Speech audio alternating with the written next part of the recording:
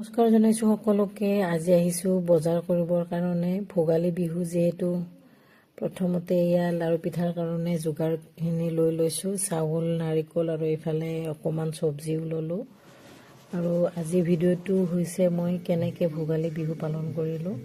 মই আগদিনাখনে লাড়ু আৰু পিঠাখিনি বনাই লৈছোঁ আৰু পিছদিনাখন হ'ব উৰুকা দিনাতো আৰু বহুত কিবা কিবি বনাব লগা থাকে। সেইকাৰণে মই আগদিনাখনেই বেছিভাগ লাড়ু পিঠাখিনি বনাই লওঁ আৰু অকণমান কাম কমি থাকে।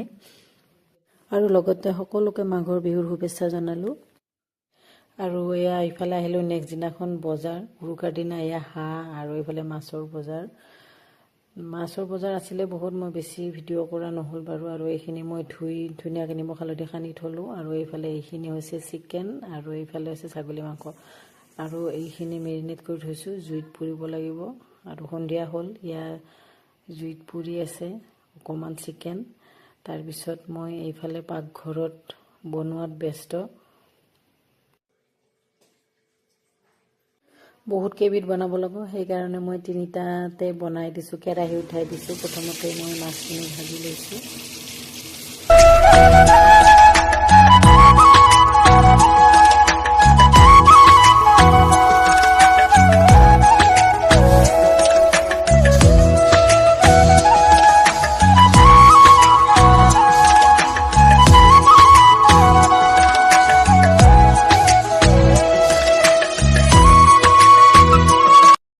আৰু মই এনেধৰণে উৰুকাটো পালন কৰিলোঁ।